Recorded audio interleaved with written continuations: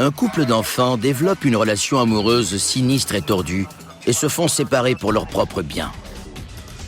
Mais une rencontre fortuite quelques années plus tard fait renaître leur amour et leur vie dérape complètement. Les mensonges et la tromperie forgent cette furieuse alliance meurtrière.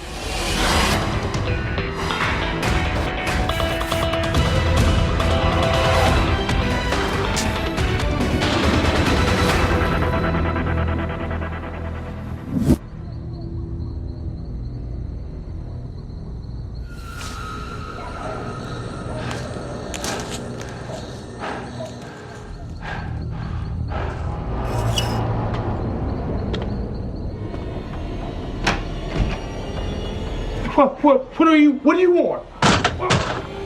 Stop! Stop! Stop! Stop! La petite ville d'Alpena au Michigan est sise dans une jolie baie du lac Huron. Les quelques 10 000 habitants de la ville se targuent de vivre dans un endroit paisible et amical. À la tombée de la nuit, une brise fraîche commence à souffler dans ses rues et ses quartiers.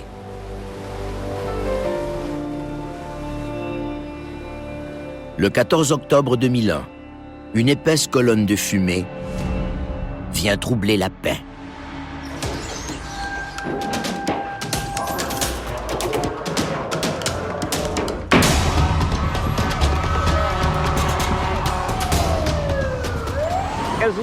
Toutes les unités ont été appelées sur la scène. L'incendie se propageait rapidement dans la maison. Des flammes sortaient par les fenêtres à l'arrière et de la fumée sortait de l'avant-toit et du devant de la maison. Pendant qu'une équipe tente de maîtriser l'incendie, une autre se lance courageusement à la recherche de victimes. Un pompier est monté à l'étage et n'a rien trouvé. Le lieutenant est allé inspecter la cuisine.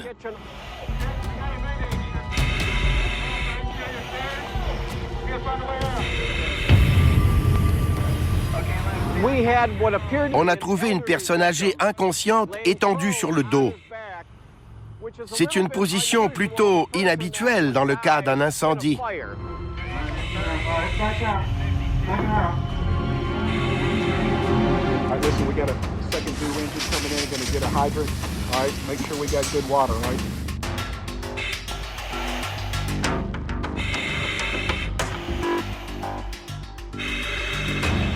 Et ils trouvent d'autres éléments suspects. Le corps était beaucoup plus brûlé que le reste de la cuisine. On dirait que le feu a été bien intense, mais qu'il n'a pas brûlé longtemps avant d'être maîtrisé. Dans la majorité des cas, le corps n'aurait jamais eu le temps de brûler autant. Malgré l'odeur de bois brûlé et d'appareils calcinés, le capitaine Morrow perçoit autre chose. J'avais l'impression qu'il y avait des effluves d'essence dans l'air. Un accélérant semblait avoir été utilisé et ça expliquerait l'état du corps de la victime. Plusieurs éléments laissent supposer qu'un meurtre a été commis et que le coupable a tenté d'effacer ses traces. Une fois l'incendie éteint, les enquêteurs prennent la relève. Il n'y a aucun signe d'entrée par effraction, mais une chambre semble avoir été saccagée.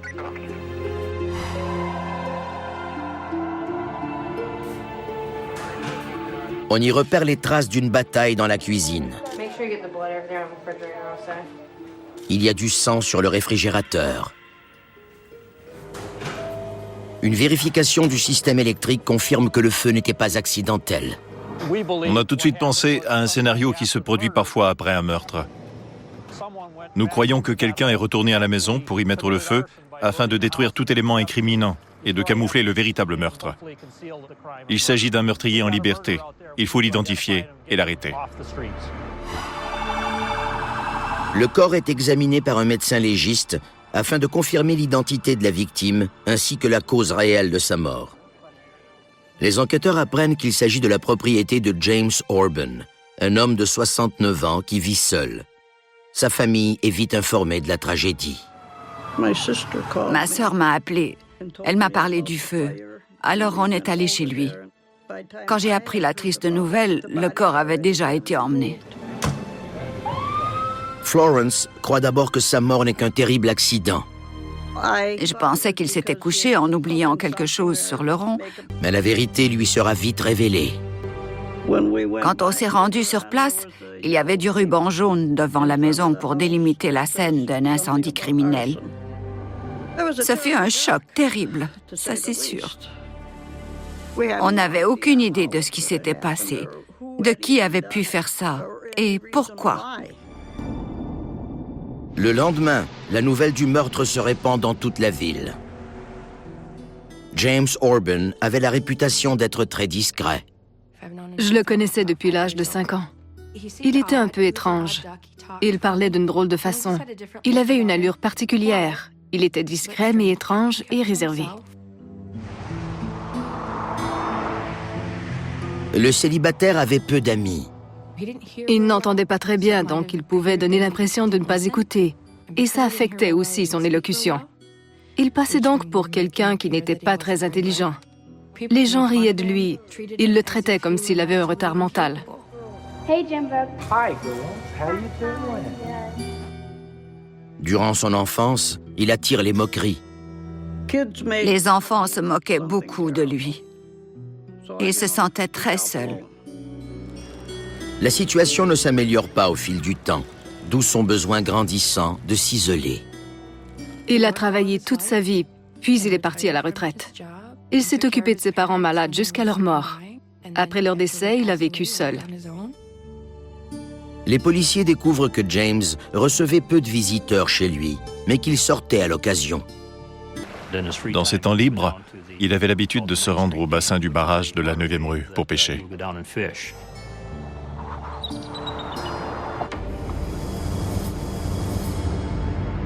Le tueur souhaite effacer les traces de son crime avec le feu, mais il a sous-estimé les compétences du pathologiste judiciaire qui fournira aux policiers de précieux renseignements sur les derniers instants de James Orban. Il a lutté pour sa survie. Les petites coupures sur sa tête démontrent qu'il s'est penché à plusieurs reprises pour éviter les coups d'un objet tranchant. C'était évident que M. Orban s'était battu. Le combat s'intensifie et James reçoit un coup à l'épaule. Il tente de se défendre contre son assaillant et se fait poignarder à nouveau. En tout, James se fait poignarder à 5 reprises. Un des coups a tranché sa jugulaire gauche et les autres l'ont atteint à l'abdomen et à la poitrine. L'arme du crime était un petit couteau, un choix plutôt inusité pour un meurtrier. Cette attaque n'était pas bien planifiée. Elle a été menée par un criminel inexpérimenté et elle était maladroite et la méthode était plutôt inefficace. Il n'y a aucune trace de fumée dans ses poumons. Il était donc mort avant que la maison soit incendiée.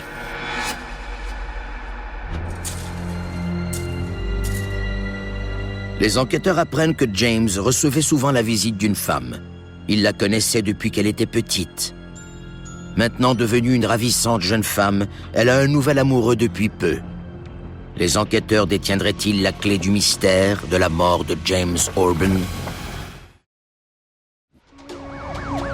En octobre 2001, les policiers d'Alpena, au Michigan, enquêtent sur le meurtre de James Orban, un retraité solitaire.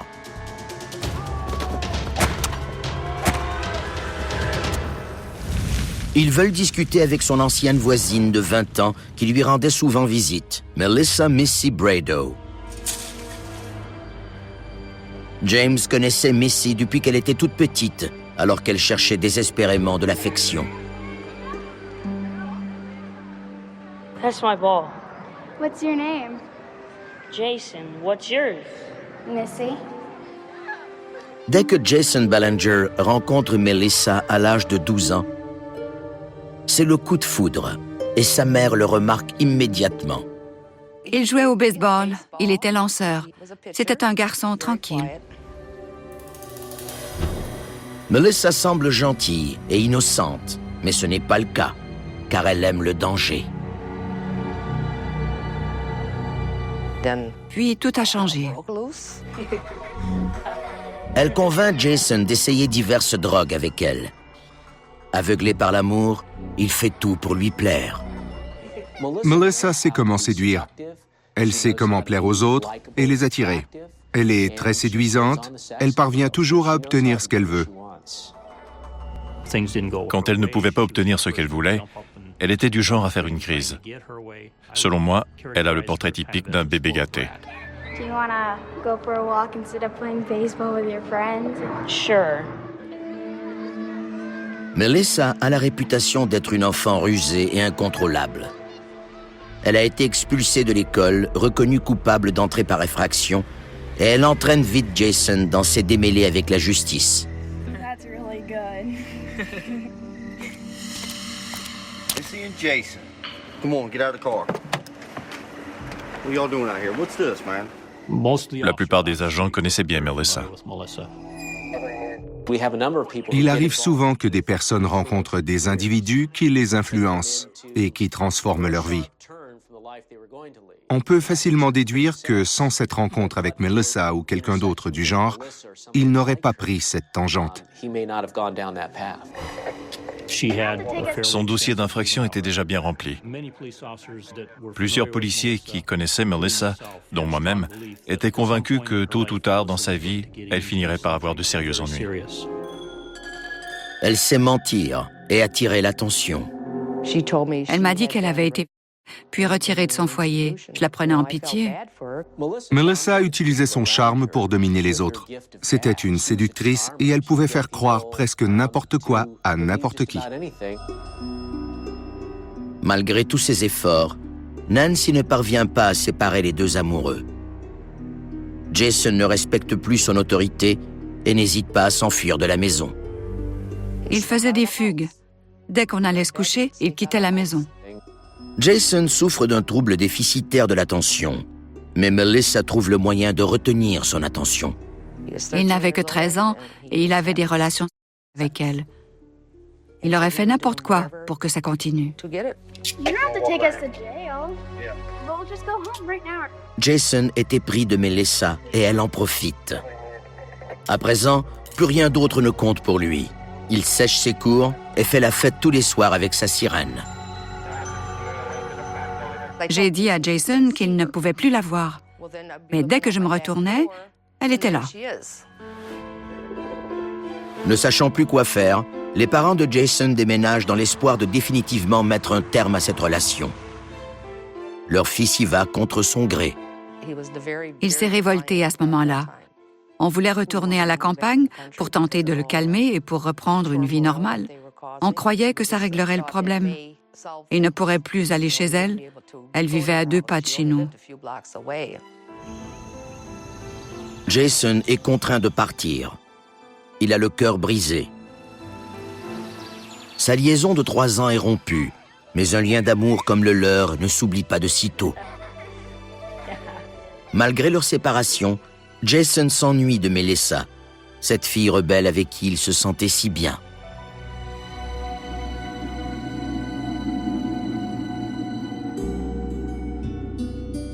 Privé de sa dulcinée, il poursuit sa descente aux enfers pendant les 7 années qui suivent. Il se drogue pour oublier sa douleur. Puis, un soir de 2001, à peine sorti d'une cure de désintoxication, Jason retrouve un visage familier. Il s'agit de sa bien-aimée, plus ravissante que jamais. Melissa veut le ravoir pour elle, et elle utilise son corps comme appât. Hey. I know. How long has it been? Steve Colorwright partage un appartement avec elle. Elle m'a dit qu'elle pensait l'inviter à venir vivre avec nous, dans l'espoir de reprendre avec lui. Il couchait sur le sofa. Et quelques nuits plus tard, il partageait le lit de Missy. Ils formaient un couple à nouveau. Les deux ont changé, mais pas vraiment pour le mieux. Jason se sentait perdu, mais il se sent renaître désormais et il veut partager sa joie. C'était en octobre. Jason nous a appelés. Il avait quelque chose à nous dire.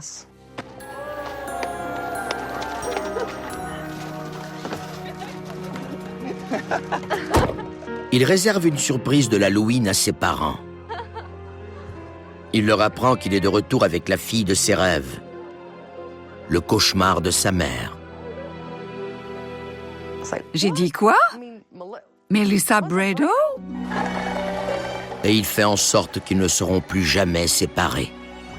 Il n'y a qu'un problème. Le bon ami de Melissa, James Orban, a été assassiné. Et les enquêteurs la soupçonnent de savoir pourquoi. En octobre 2001, Jason Ballinger et Melissa Brado, des amoureux séparés depuis longtemps, se retrouvent enfin. À peine 2 semaines plus tard, le bon ami de Melissa, James Orban, est trouvé mystérieusement mort dans sa maison incendiée. Hey, Jimbo. Hi, girl. How you doing? Ils se connaissaient depuis qu'elle était toute petite. Elle était sa voisine. Plus tard, elle faisait le ménage chez lui. All right, the kitchen is done, the bedrooms are done, and now the living room is done. It looks great. Good. Thank you very much. You're welcome. Let me give you a little money for helping me out. Thank you. James Orban et Melissa font l'objet de rumeurs. Malgré leur grande différence d'âge, les enquêteurs apprennent que leur relation était plus que platonique. Les enquêteurs ont essayé de la joindre toute la journée. Ils se sont présentés aux endroits qu'elle fréquentait, mais sans succès. Et ils lui ont laissé un message disant qu'ils voulaient lui parler. Pendant qu'ils prenaient une pause pour manger, elle est allée les voir. Hey, I heard you guys were looking for me. Yeah, we want to ask you some questions about James's murder. Melissa raconte aux enquêteurs qu'elle est dévastée par la mort de James. The neighbor said that you and James were romantically involved. What? No, he was like a grandfather to me. He took care of me. Elle était très généreuse avec les enquêteurs. Elle leur a dit ce qu'elle savait et ce qu'elle ignorait à ce moment-là. Melissa admet qu'elle était très attachée au vieil homme et qu'il avait promis de toujours veiller sur elle.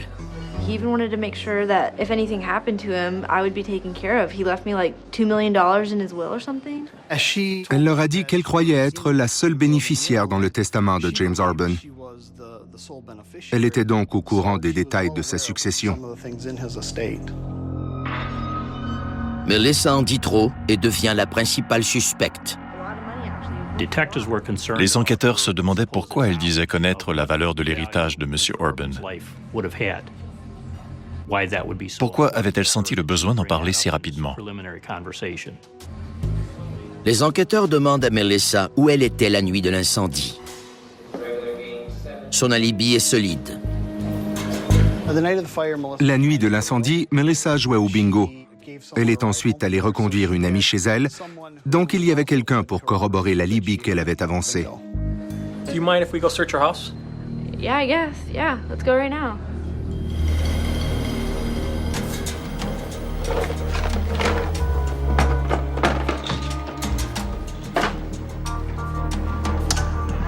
Ils trouvent une radio à balayage de fréquence, mais ça n'a rien d'inhabituel dans la petite ville d'Alpena. Ils n'ont rien trouvé de valeur dans l'appartement de Melissa. Il n'y avait rien de suspect ou d'incriminant. Melissa leur révèle qu'elle a un petit ami.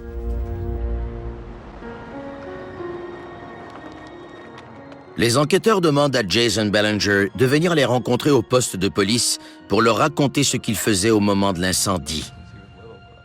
Jason affirme qu'il connaissait aussi James Orban depuis qu'il était petit et qu'il le considérait comme un ami. He was found dead inside the house. Really? Yeah. Do you know anything about that? Why would I know anything about that? Where were you that night? I was out with a couple buddies of mine, just out drinking. I know your girlfriend's friends with that gentleman. She's known him since she was little. What is that on your hat? Well, I work on car engines all the time, so it might be blood. Do you mind if I see that from it?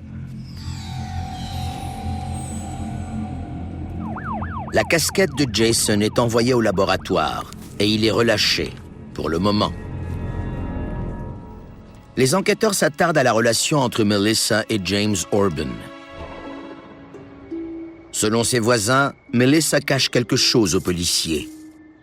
Les deux ont été vus durant des échanges plutôt intimes. Certains disent qu'ils ont vu Melissa et James Orban s'enfermer ensemble dans la chambre. I just love you in that color. You think?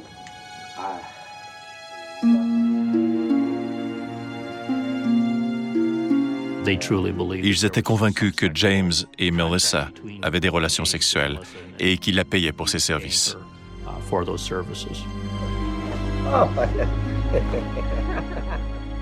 On dirait bien qu'aux yeux de Melissa, James Orban n'était ni plus ni moins qu'une sorte de papa gâteau pour elle. I want you to know that I always want you to be okay. I care about you. Oh, that's so sweet. Elle jouait avec ses sentiments. What do you think of this one? Oh, I like that one. Turn around. Oh, you look beautiful. I'll buy that one. Really? It's a bargain too. It's only $100. $100? Yeah, isn't it cute though? It's beautiful. Thank you. Je crois qu'elle n'a jamais été amoureuse de James. Je pense plutôt qu'elle a vite compris qu'il achetait son amour. Alors elle en a profité. Et elle lui a fait croire qu'elle était sa petite amie ou qu'elle le serait un jour, s'il continuait de la gâter comme il le faisait.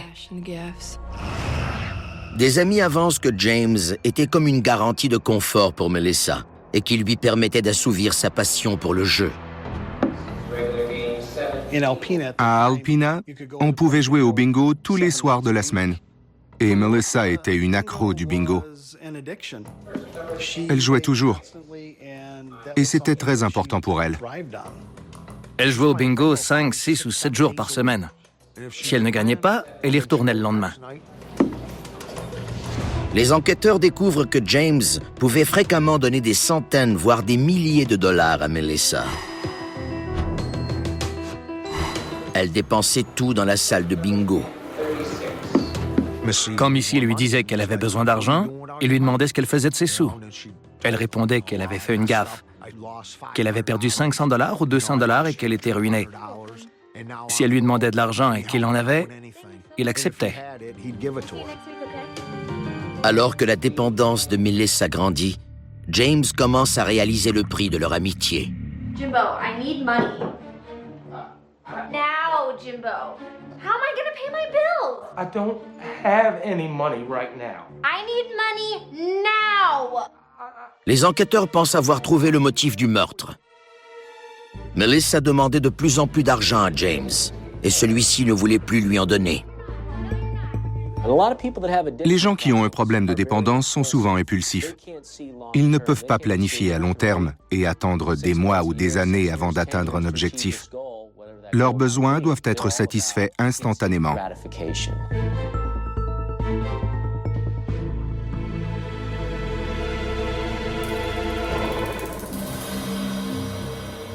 Les enquêteurs découvrent également que la manipulatrice se faisait peut-être manipuler par James Orban, qui était jaloux et qui craignait de se retrouver seul à nouveau. Au début, c'était purement sexuel, mais je crois qu'il s'était pris d'elle avec le temps. Puis, soudainement, il y a eu Jason, ce beau jeune homme. Je crois que James craignait de la perdre. C'est alors qu'il s'est mis à lui promettre la lune pour la garder à ses côtés. Il l'a peut-être menacé de lui couper les fonds. C'était peut-être une tentative pour l'éloigner de Jason, afin que la situation redevienne comme elle l'était avant. Mais il n'y a toujours aucune preuve tangible contre les deux jeunes amoureux, et ils pourraient ne pas être les seuls à en vouloir à James Orban. Les enquêteurs apprennent qu'il n'était pas aussi naïf qu'on le croyait. Un des enquêteurs s'était penché sur une relation entre M. Orban et une autre jeune femme. Le nom de Melissa était aussi ressorti pendant ces recherches-là. Durant sa turbulente adolescence, Melissa et d'autres jeunes filles s'étaient liées d'amitié avec le généreux James. Hey Jimbo, can we have money for the ice cream truck? Money? For ice cream? Yeah. Anything for you two. Ma mère lui avait dit de se tenir loin des enfants parce qu'ils abusaient de lui. Mais il disait qu'il n'avait pas d'autres amis. Il dit une chose, mais en fait une autre, et il en paie le prix. James Orban a déjà été reconnu coupable d'avoir eu des avec des filles mineures. C'était donc un délinquant sexuel. Ça n'avait pas vraiment d'importance. Même si M. Orban n'était pas blanc comme neige, il a quand même été assassiné. Les enquêteurs ne croient pas que James ait agressé Melissa. Pendant que les autres enfants le fuyaient, Melissa lui rendait encore visite. Je crois que c'est révélateur de son côté manipulateur et opportuniste. Elle est égoïste et égocentrique. Elle ne se soucie pas des autres. Il n'y a qu'elle qui compte. Son comportement ressemble presque à celui d'un prédateur. Mais pourquoi Melissa aurait-elle tué James si celui-ci la faisait vivre? Chaque élément de cette étrange affaire pouvait être interprété de plusieurs façons. Les résultats d'analyse du laboratoire confirment que la tache trouvée sur la casquette de Jason est du sang humain. Mais les analyses d'ADN dureront plusieurs mois. Les enquêteurs décident donc de mettre de la pression sur Jason et de l'interroger à nouveau. I think Missy and you planned this. Missy's the one that knew him for 10 years, right?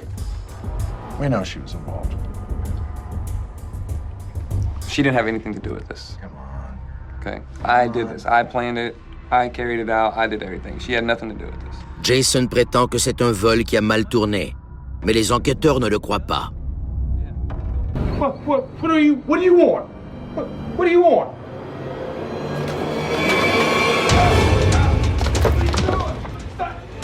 Jason décrit son combat avec James. Yeah, I mean, he opened the door and seen me, and he tried to slam the door, and I kicked it, and I tried to get in, and I broke it, and then he grabbed a frying pan off the counter, and then I pulled my knife out, and he put the frying pan down. I don't know why, but he did, and then I went in.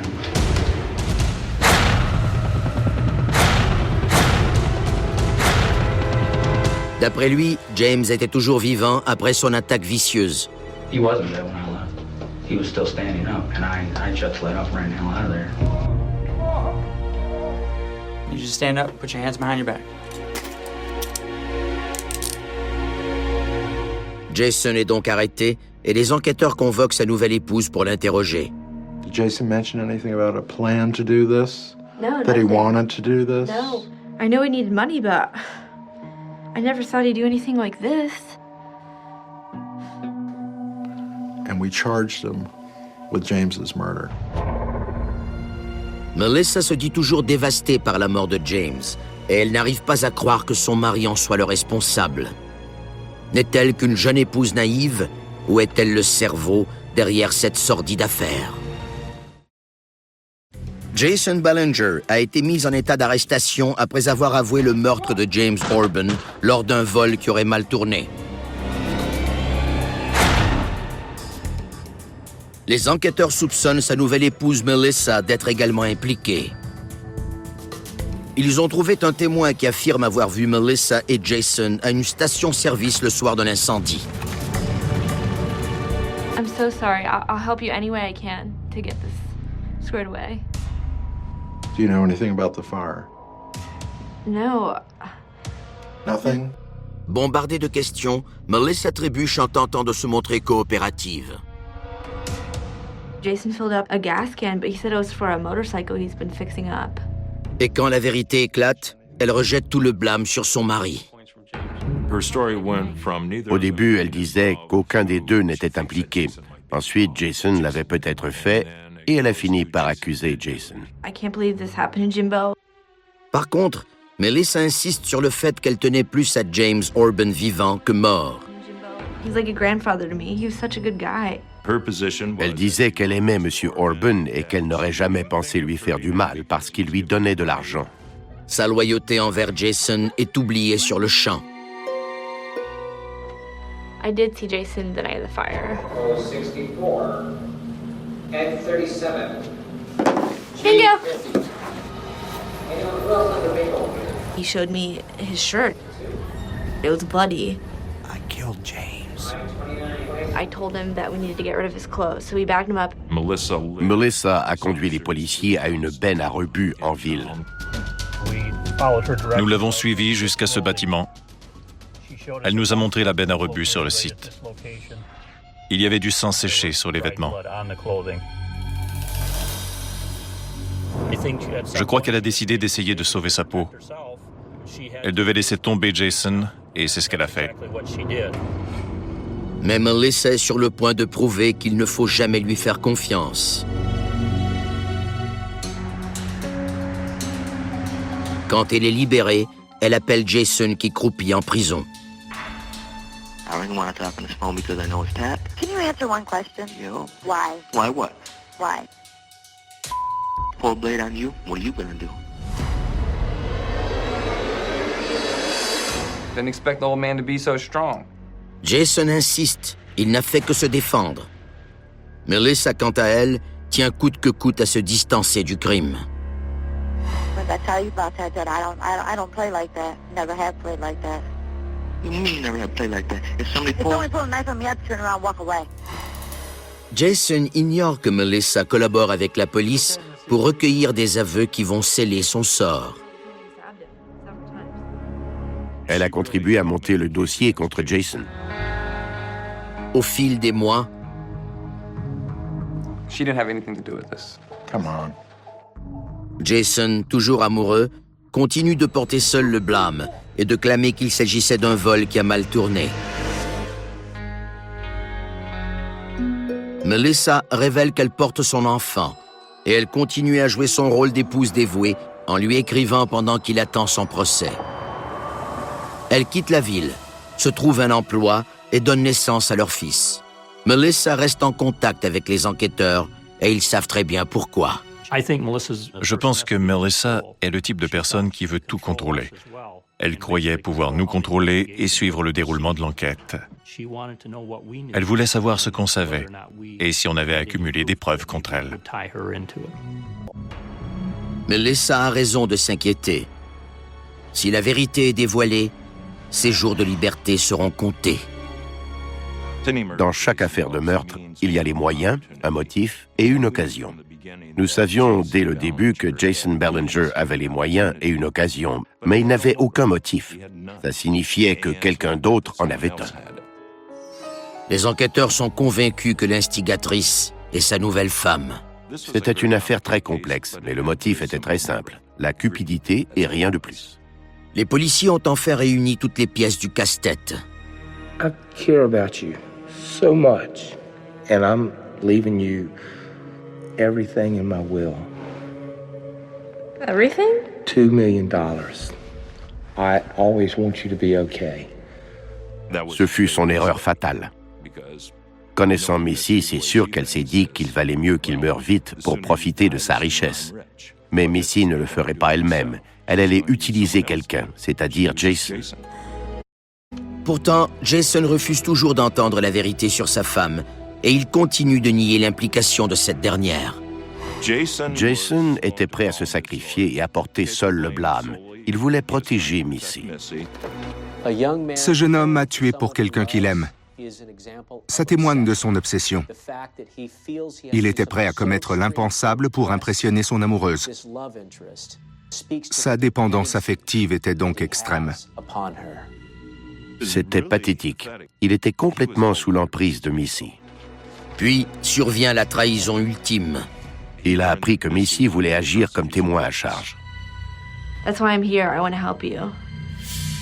Les enquêteurs rencontrent Jason et lui présentent le dossier que Melissa les avait aidés à monter contre lui. Jason s'est senti trahi.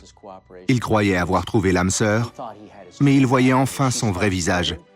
Et il a réalisé qu'elle l'avait manipulé. Après avoir protégé Melissa pendant plusieurs mois, Jason change son fusil d'épaule.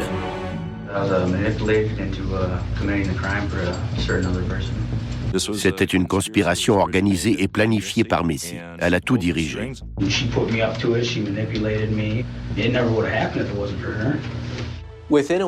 Moins d'une semaine après avoir retrouvé Melissa, son amour de jeunesse, Jason planifie déjà le meurtre de cet homme. C'est étonnant. Et ça prouve qu'ils ont repris là où ils avaient laissé. Jason affirme que Melissa voulait mettre la main sur l'argent de l'héritage et qu'elle a utilisé ses charmes pour obtenir ce qu'elle voulait. Missy l'a incité à tuer M. Orban. I don't believe that I should be the only one to go down for this crime. I just don't think it's right that they're out there putting everything on me, and that's not true. Jason avoue que lui aussi voulait profiter de la mort de James Orban, car il n'avait plus du tout d'argent. Il avait suivi une cure de désintoxication, mais je ne pense pas qu'il était complètement sobre. Alors l'argent d'Orban aidait aussi Jason à se payer de la drogue. Les enquêteurs croient maintenant avoir tous les éléments en main. Ils ont aussi découvert que Melissa avait visité le bureau du greffier des successions 2 jours après le meurtre pour y apprendre qu'il n'y avait pas 2 millions de dollars pour elle. C'était faux et Orban est mort pour rien. Elle est finalement arrêtée. Je connaissais Missy et je savais qu'elle était très à l'aise avec les hommes. Alors j'ai demandé à la police d'envoyer une femme l'arrêter. Step out for me, please. We're detectives with the Michigan State Police. You're under arrest for the murder of James Orban. What? I had nothing to do with it. Are you kidding me?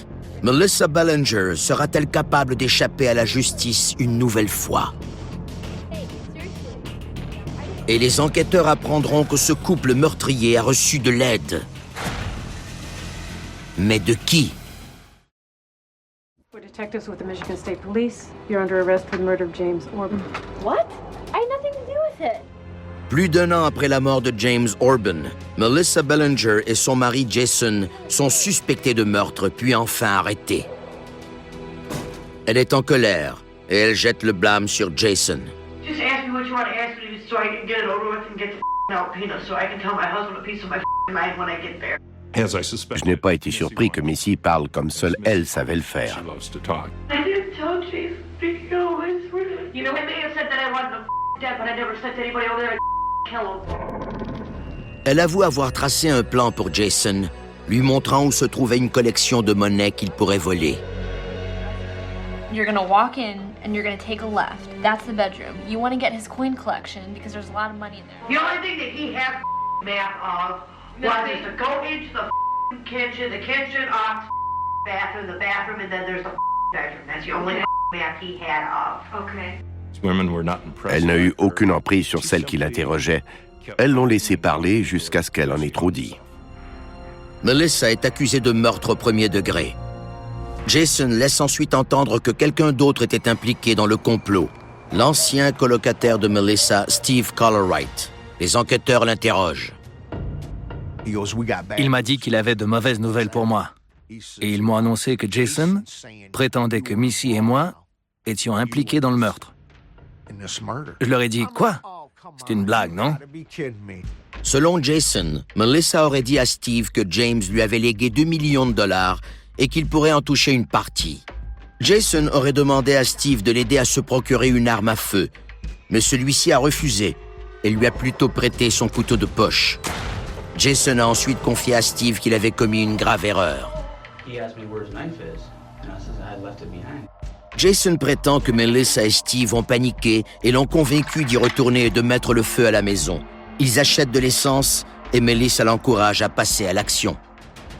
Il est sorti de l'auto avec le bidon d'essence, ils se sont embrassés et il est parti. Steve Collerwright était le plus intelligent des trois parce qu'il a gardé ses distances. Il a pris peu de risques et ça aurait pu lui rapporter gros.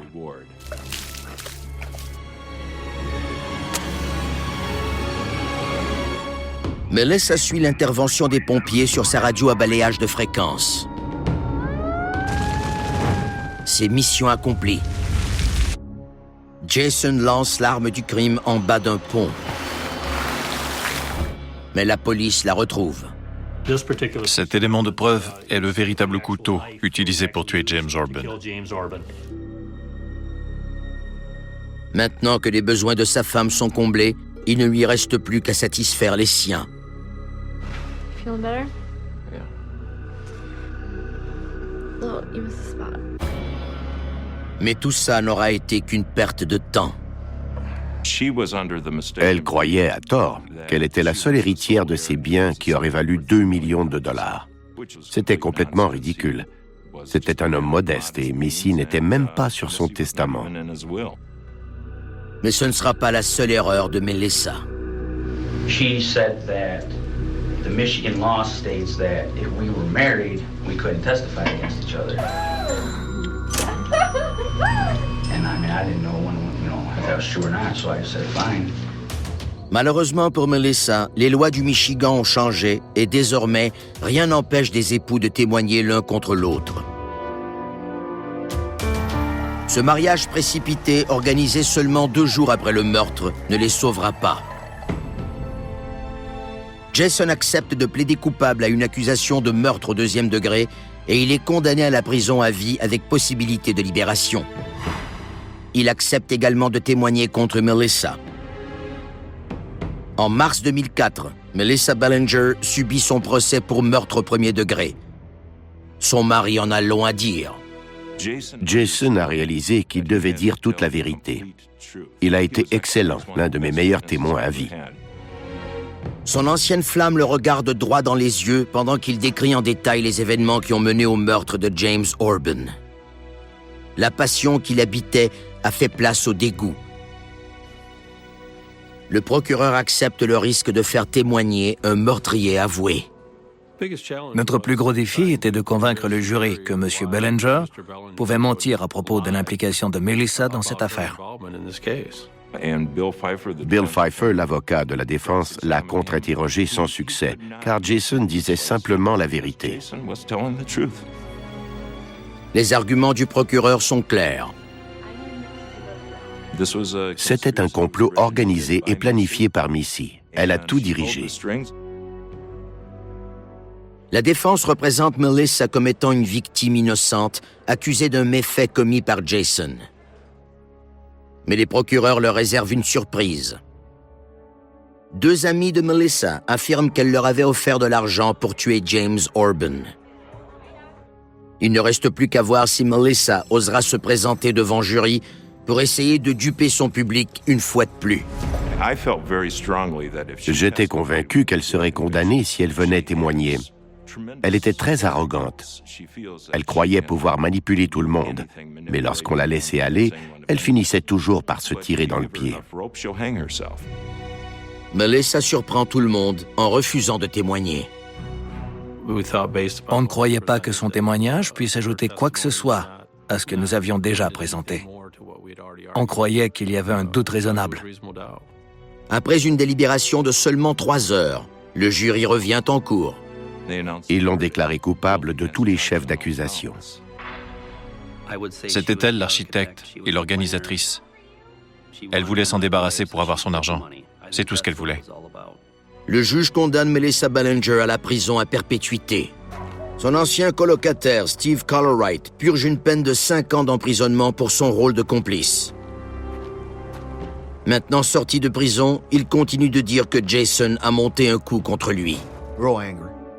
Je suis encore furieux, parce que je n'ai jamais cru qu'une personne qui vivait avec moi pourrait tuer quelqu'un.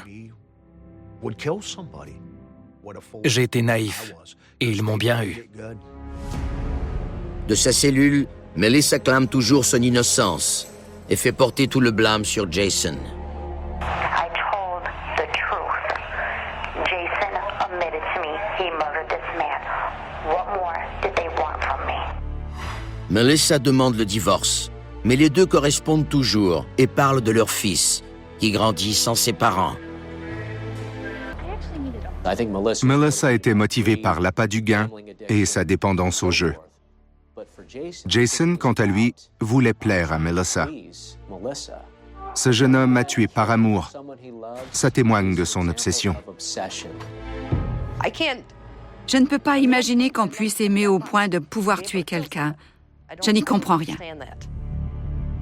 J'ai toujours cru que si Jason n'avait pas rencontré Missy, ce serait quelqu'un d'ordinaire avec un travail et une famille. Jason croyait que son souhait avait été exaucé lorsqu'il a retrouvé par hasard son amour de jeunesse. Mais Melissa a plutôt ruiné sa vie. Elle l'a transformé en tueur. L'alliance meurtrière entre Jason et Melissa reposait sur l'obsession de Jason. Il était prêt à tout pour son amour, et Melissa en a profité pour le mener à sa guise. Elle l'a manipulé pour obtenir tout ce qu'elle convoitait.